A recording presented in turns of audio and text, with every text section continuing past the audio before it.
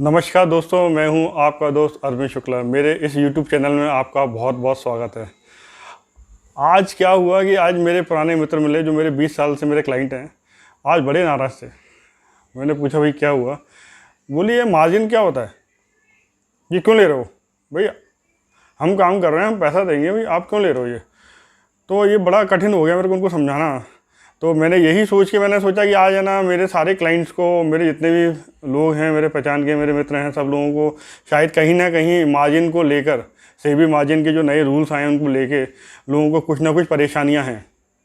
तो मैंने सोचा क्यों ना मैं इसके ऊपर पूरा विस्तृत जानकारी आप सभी को दे दूं, ताकि आपको कोई भी दिक्कत ना आए, ना ही कोई ऐसी स्थिति बने जैसे आपके ब्रोकर से लड़ाइयाँ हों।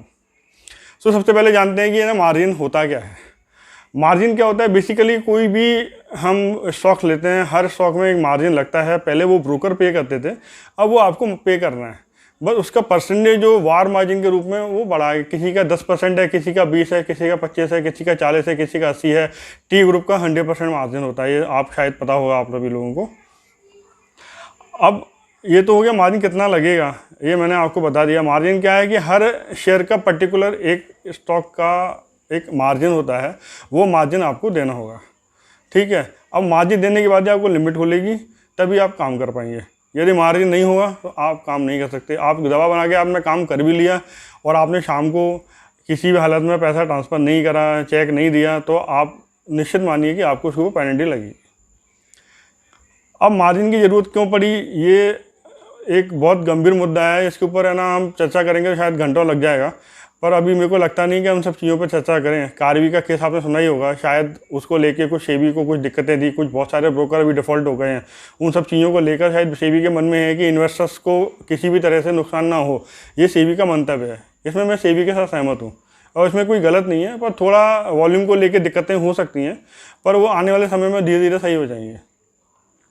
अब मैं एक एक पॉइंट डिस्कस करता हूँ आप सभी के साथ में, ताकि आप सभी लोगों को पूरा क्लियर हो जाएगा कि क्या मार्जिन होता है, कहाँ कहाँ आपको दिक्कतें आ सकती हैं। वो सब चीज़ों पे मैं एक एक करके डिस्कशन करूँगा। जो भी मेरे को लगता है आपके जो क्वेश्चंस होंगे, जो मैंने अपने क्लाइंट से डिस्कस करे हैं, जो मैंने सोचे हैं, शायद वो सब चीज़ें आने के बाद आपको किसी और से पूछने की ज़रूरत नहीं पड़ेगी कि मार्जिन क्या होता है। अब स्टार्ट करते हैं कि क्या मैंने आज इंट्राडे करा, इंट्राडे के लिए क्या लिमिट के लिए भी मुझे मार्जिन देना पड़ेगा? हाँ जी, बिल्कुल देना पड़ेगा आपको। पर जो लिमिट पहले मिलती थी वैसे ही लिमिट आपको अभी भी मिलेगी। ठीक है, क्या मुझे लॉस पे मार्जिन देना पड़ेगा? बिल्कुल आपको लॉस पे मार्जिन देना पड़ेगा। यदि आपके लॉस के ऊपर कोई मार्जिन लगता है तो ना है, लॉस तो उसी दिन जाना है आपका, तो मार्जिन उसका आपको देना पड़ेगा। जो प्रॉफिट हुआ है उसका आपको क्रेडिट 2 दिन बाद मिलेगा आपको। ठीक है, अब उसके बाद हमारे पास जो आता है कि यदि मैं मार्जिन नहीं दे सका तो क्या होगा।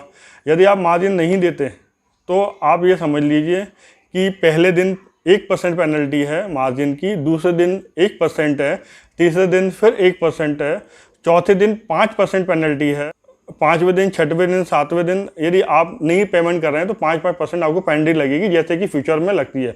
जो फ्यूचर का ट्रेड करते हैं उन सभी को मालूम है कि पेनल्टी कैसी लगती है। हाँ, एक चीज़ और है, यदि आपने महीने में, टोटल महीने में 5 बार डिफ़ॉल्ट किया तो उस कंडीशन में भी आपको मार्जिन 5% देना पड़ेगा।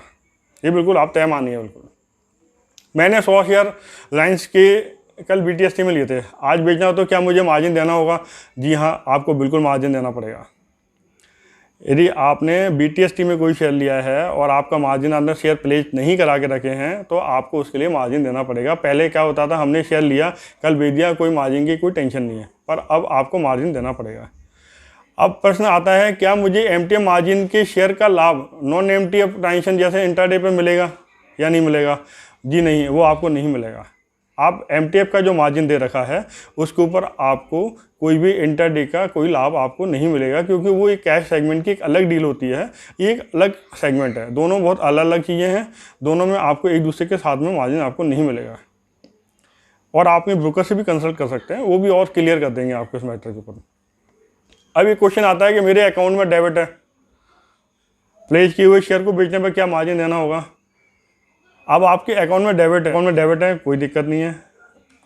आपको यदि आपका प्लेस किए हुए स्टॉक है तो आपको है ना उसके ऊपर मार्जिन देने की जरूरत नहीं है, आप कल परसों में उसको दे सकते हैं, कोई टेंशन नहीं है उसके अंदर। कुछ ब्रोकर उसी दिन एडजस्ट करना चाहते हैं, तो आपको वो करना पड़ेगा।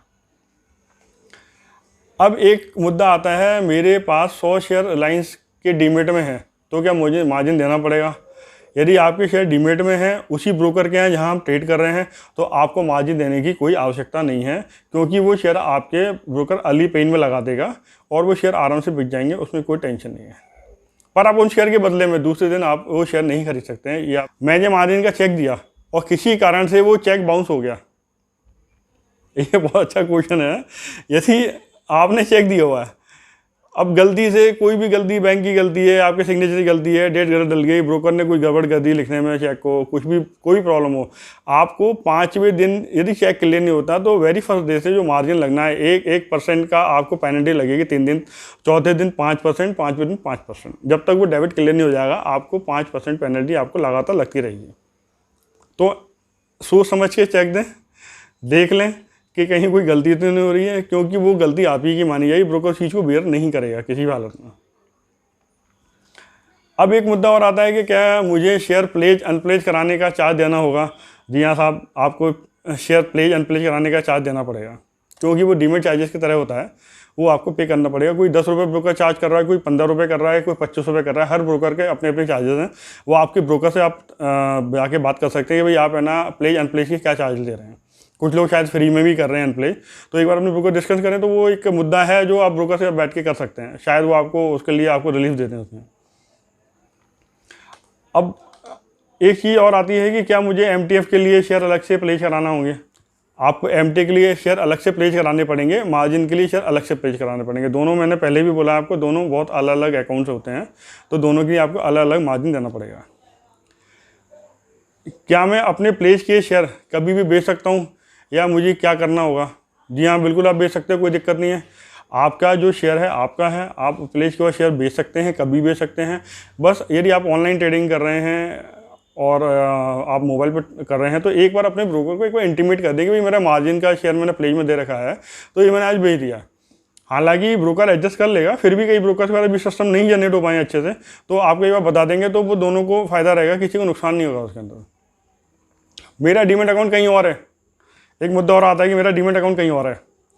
अब डीमेट अकाउंट मेरा कहीं और है, अब मेरे को शेयर बेचना है, अब कैसे बेचेंगे? तो साहब उसके लिए आपको ब्रोकर के पास जाना पड़ेगा, पहले आपको स्लिप भर के देनी पड़ेगी, अर्ली पेन में शेयर देने पड़ेंगे, तब आप वो शेयर बेच पाएंगे, अन्यथा आपको मार्जिन देना पड़ेगा।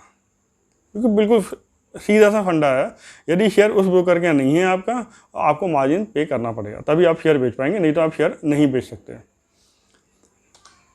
एक सवाल और आया है कि मैं अपने शेयरों के अलावा क्या mutual fund, government security pledge करा सकता हूं?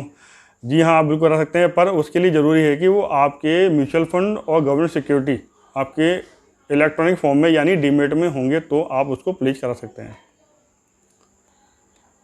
अभी कल ही मेरा एक मुद्दा आया है कि मैंने सोमवार को शेयर बेचे T+2 में, उसका पे आउट बुधवार को आएगा, तो क्या बुधवार को नहीं शेयर खरीद सकता हूँ?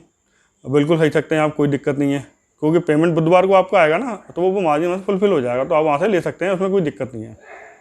ये मैंने सारे अपने मुझे ऐसा लगा और जो मेरी क्वेरी थी मेरे क्लाइंट सभी लोगों की, तो मैंने पूरी कोशिश करी है कि मैं आपको सब पूरी क्लियर कर दी है मैंने। फिर भी यदि आपको कोई डाउट्स रह गए हैं तो आपको मैं अपना व्हाट्सएप नंबर मैं आपको दे रहा हूँ स्क्रीन के ऊपर, तो आप मुझे व्हाट्सएप करके मुझसे आप पूछ सकते हैं, मुझे आपको बताने बड़ी खुशी होगी। इसके साथ मैं आपसे निवेदन करना चाहूँगा कि मेरे चैनल को सब्सक्राइब करिए और अपने मित्रों और अपने ब्रोकर को भी शेयर करिए, ताकि उनको भी कोई डाउट्स है तो वो भी मुझसे डिस्कस कर सकते हैं और मैं बता सकता हूँ कि भाई कहाँ पे दिक्कतें नहीं आएंगी, कहाँ पे दिक्कतें आएंगी। और बस ये निवेदन करूँगा, आप लोग स्वस्थ रहें, मस्त रहें, घर में रहें, सुरक्षित रहें और अपना और परिवार का ख्याल रखें। मेरे दूसरे YouTube वीडियो पर मिलते हैं, तब तक के लिए नमस्कार, थैंक यू।